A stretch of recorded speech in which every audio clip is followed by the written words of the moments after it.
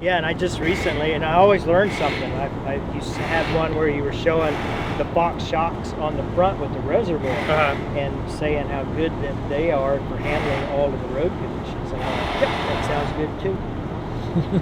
I'm going to talk him into a razor by the end of this, you know?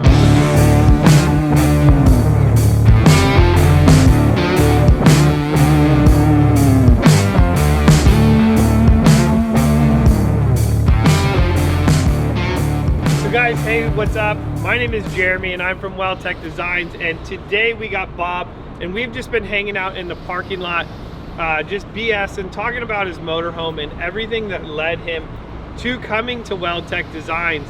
And you know, you've already told me, but I would love for you to kind of just, you know, tell me again, you know, what it is, because how long, you've only had this motorhome for a year, a little over a year? Yeah, it'll be 2 years this coming February. Okay. And so what was the biggest thing that you didn't like about it? Okay, my biggest thing is we are now limited to asphalt roads. Okay. We can barely take this off the road because anytime you're hitting an area, even around truck stops that have big potholes, you have to be very careful with your ground clearance. These newer motorhomes don't have the clearance the older ones used to. Right. And I know even on this model in particular, you were saying the big problem was the step. You've already gone through a step. Charlotte was letting me know. She let me know all the info on this. So she's hanging out behind the camera right over here. This is Charlotte. She's awesome. Nope. She just doesn't want to hang out with us guys, you know. So that's okay. So we're going to be doing some fun stuff to this. We're going to be putting our 6-inch kit on this RV. We're going to be doing a front bumper, and we're also going to be blacking it out. So there's a lot of, you know, really cool things that we're going to be doing to it. You have done some modifications to this in order to try to help with the steering and sway as well, correct? Correct, yes. And I also had to have the front end aligned because the factory apparently doesn't align the vehicles. They come from the factory and then Jayco gets it and they put all of this motorhome package on there, never get an alignment done on it, and I'm surprised people can stand to drive it. Well, I don't think a lot of people can. I think the problem is that a lot of people don't know, or this may be their first time getting into a motorhome, and they just assume that this is how a motorhome drives. You either come across the video like you said you did, finding us, or, you know, talking to people in, you know, at RV parks, and you start talking to them. Hey, what did you guys do? You did notice you put the Roadmaster steering stabilizer on there and made a big difference. It made a big difference, and then the alignment that changed our caster as much as they were willing to adjust it. Okay. Made a big difference also. Right. But I still have some wander down the road. Okay. And especially in the wind. Yeah. And every now and then when a semi will come by. So I'm trying to alleviate some more of that. And in the back, I know that they did the helper springs just because this was just a little bit overweighted. And also we mentioned that there was a block just on one side as well, correct? Yeah, about a 2-inch lift block on this side of the motorhome, I thought was so that we could get gas to go in our tank easier. Yeah, and what you'll notice is this particular RV actually has the full wall slide on there. So this driver's side of it is going to be significantly heavier than the passenger side. And like we were kind of explaining to him, that a lot of times you see the blocks in there just due to the overall weight. Now, when doing the springs, you know, we can do different things in order to try to, you know, minimize the amount of block, and we'll definitely do that as we put the springs in the back of this thing. I mean, this thing is beautiful. I can't wait to have some fun with it. So now it's all ours, guys. We get to have some fun, and then you get to go and enjoy it. So thanks so much for hanging out with me, and we're gonna go tear this thing apart. Yes, thank you very much, Jeremy. Thank you. All right, guys, so you got to meet Bob and Charlotte. They are super excited to get this lift put on their RV, but I'm gonna have to tell you, I might be just as excited to put it on there. Let's check out all these parts and what you're gonna be getting when you get a 6-inch lift for your RV. So the first thing that you're gonna get that makes a big difference on these RVs is gonna be these awesome extended radius arms. These arms are a lot longer than stock, and to be specific, they're about 9 inches longer than stock. These also are going to come with new brackets that allow us to cheat the wheel forward as well. The next thing that we're gonna put in this is an awesome set of coils. Then we're gonna add some Fox shocks to the front of it, and then the last but not least is going to be our modified I-beams as well. That's going to complete this front end. Oh wait, you're going to get new bushings as well with this kit.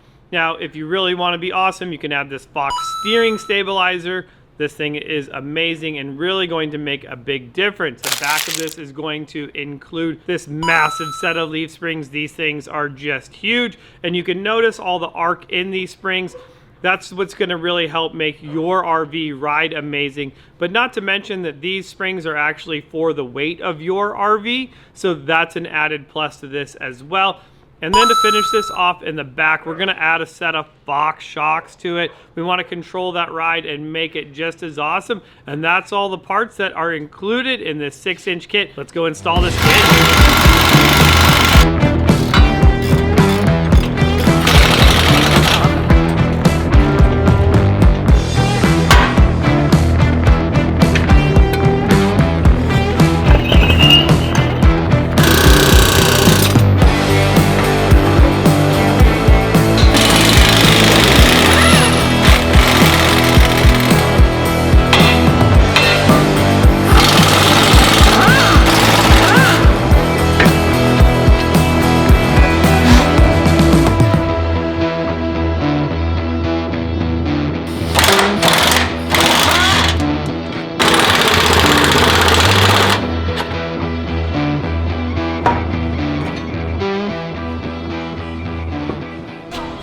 Old beam.